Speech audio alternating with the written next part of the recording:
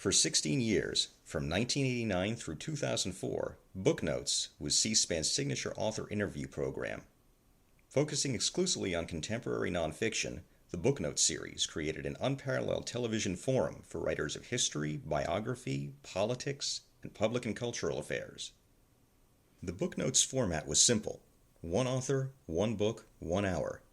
For a full hour every Sunday night, 52 weeks a year, nonfiction writers were asked to discuss their most recent work. Beyond the book's subject matter, authors were also queried about their research, their writing process, and their own lives and influences. The result is a body of televised interviews that serve as a lasting scholarly resource for authors, researchers, students, readers, and educators. George Mason University Libraries is now adding to this trove of information by re-interviewing selected authors about their experiences as part of the Booknotes series. Hello, I'm Lindsay Bestarucci, oral historian for George Mason University Libraries, and with me is sound engineer Robert Vey. Today is Friday, March 27th, 2015, and we are recording from Fenwick Library, where we are speaking with Terry Murphy, C-SPAN's Vice President of Programming, who worked on the Booknotes program. Hello, Mr. Murphy. Thank you for speaking with us today. Hi, how you doing? So, what was your official title at C-SPAN, and when were you involved with the Booknotes program? My title now is Vice President of Programming and Executive Producer, and the producers that worked on Booknotes reported to me, and so that was my role. I didn't have a day-to-day responsibility. The producers did. I oversaw their work. Well, how were authors chosen for the Booknotes program?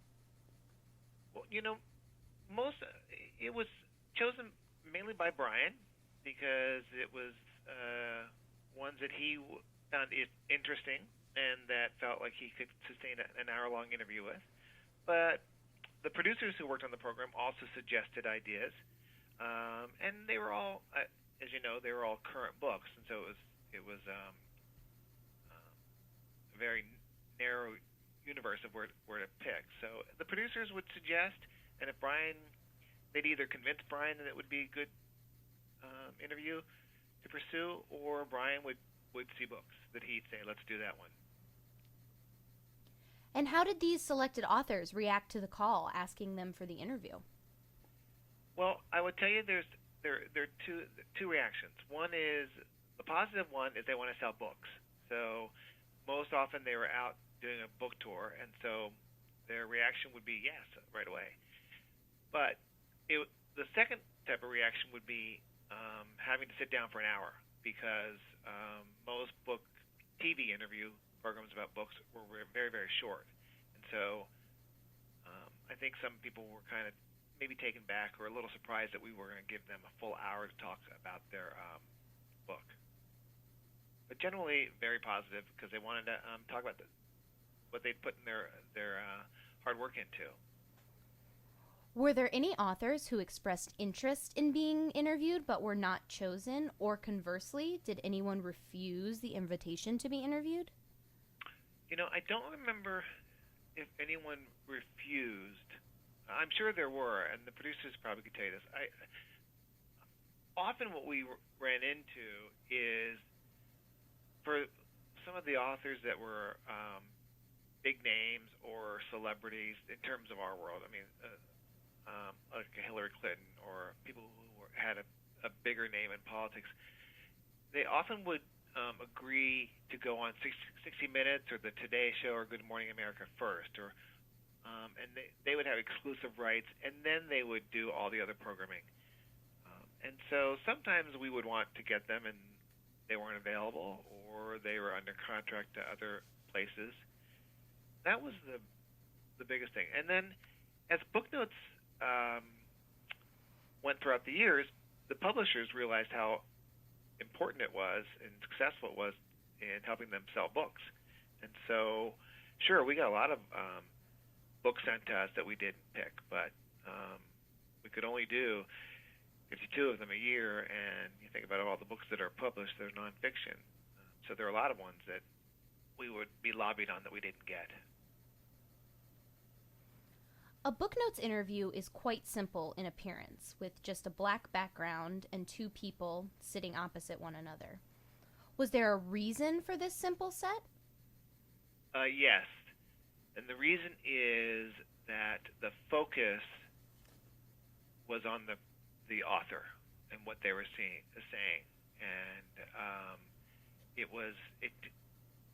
if there was a big set or elaborate set or a flashy set, that would take away from the viewer's focus just on the author. And so that was simple. That was the reason, is just keep it simple, keep it focused on the author, because that's what's going to make the program. It's not how fancy or how colorful the set is. Would you describe what goes into preparing for a book notes interview?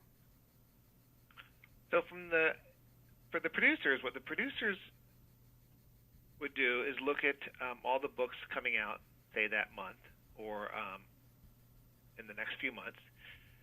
Producers also would go to bookstores from time to time, just look through the racks to see what's out there to get ideas. So producers would get ideas. Brian would get ideas. He'd do the same thing. He'd hear about books coming up or being released. He would go to bookstores, and so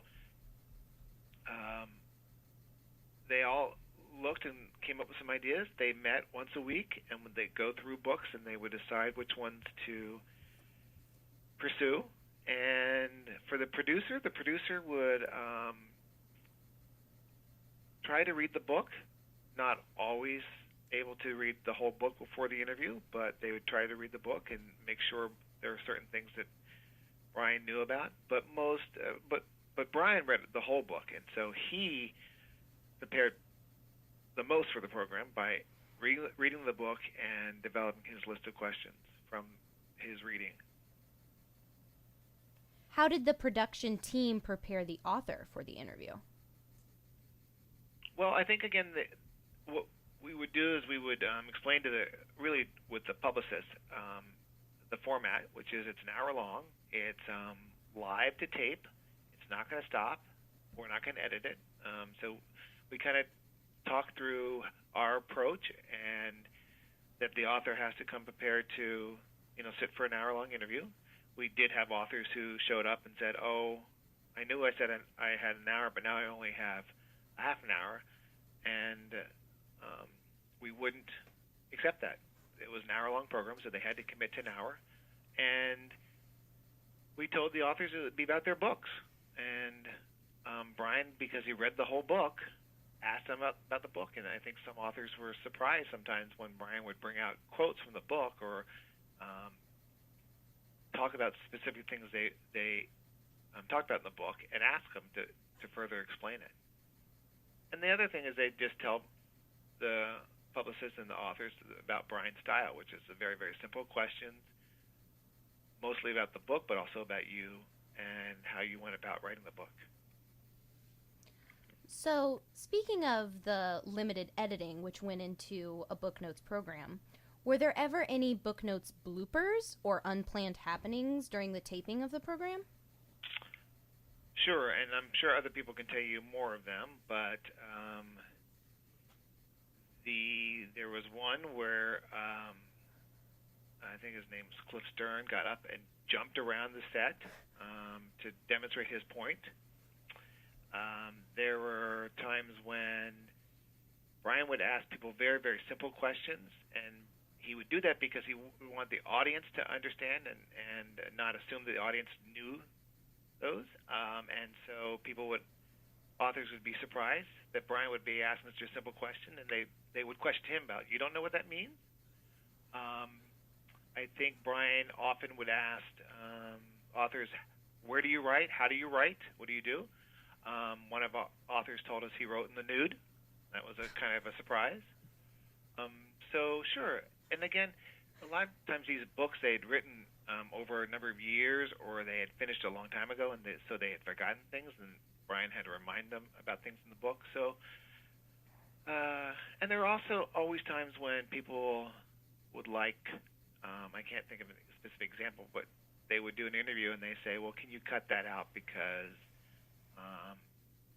I didn't really want that to be on camera," and we just remind them of our rules, which is it's an hour-long taped interview and we don't edit. So, what went into preparing an interview to air, and were there any rules about when programs were scheduled to air?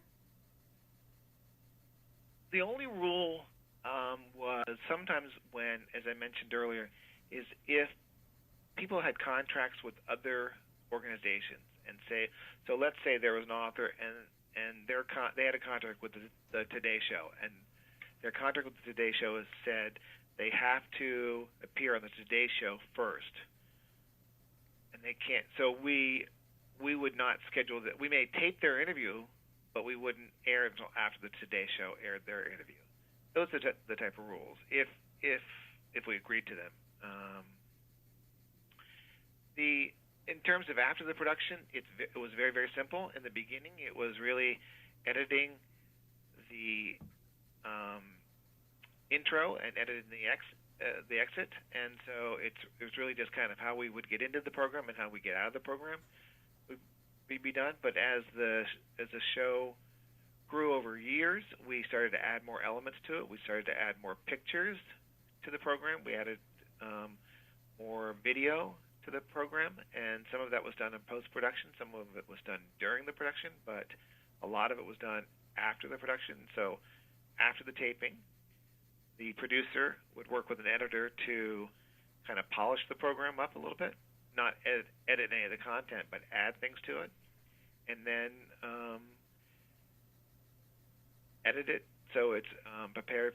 It's all prepared for air. They type all the graphics and submit all the graphics to be typed, and then it would be keyed, meaning the graphics would be put on the video by our technicians for it to air at 8 p.m. on Sunday nights. What did you learn about authors and the book world while working on Booknotes? That it's a lot of hard work, that these people became experts in their subject matter, and you learned a lot about public policy. You learned a lot about history. You learned a lot about how the authors went about their craft. It was very, very different from each other, and so you learned a lot about, as I said, public policy and history and the publishing industry and how it all works. What was your most memorable Booknotes experience or author?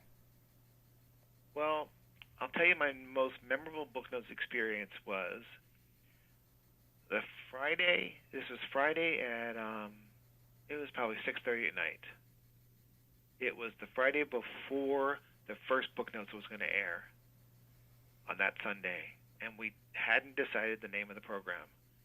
And it was myself, it was the director of programming, it was the producer of the program, standing in our newsroom, trying to figure out a name for the program.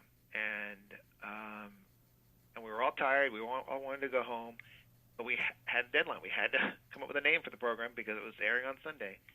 And we're batting around ideas, and we had some names that we talked about, and we finally decided let's just go with Booknotes. There was a little concern because at that point in time, there was a column in the New York Times called Booknotes, but it was a very, very small column. And we thought, well, we're copying them, and then we just said, the hell with it, we'll call it Booknotes. And that's how it began. So that was my most memorable experience about putting together the program. Do you recall any of the other name choices which were considered for the program? No, I knew you were going to ask that. I may have it in my file somewhere, but I doubt it. But they all had book in it. But if I can find it, I'll let you all know. But I can't. I just remember that one, and that's the one we jumped on. So. Well, in your estimation, what has been the lasting impact of Booknotes in then contemporary American society and perhaps since? Well, I can tell you for us, it was it helped put our programming that was not the House and Senate on the map. I think having a regular scheduled program is something that was new to us and something that Susan Swain, our executive vice president at that time, argued for, that it should be the same time every week, and that's how TV works, and we needed to get into that game. Up until that point, everything we aired was just aired when we could. So for us, it had a major impact on helping us shape our schedule. It helped put the program, our network, on the map in terms of the book industry. And it also helped us craft other programming that we did. We've done a lot of programming that we learned from the authors that we talked to on Booknotes, whether it was the Tocqueville series that we did or the Lincoln Douglas series that we did.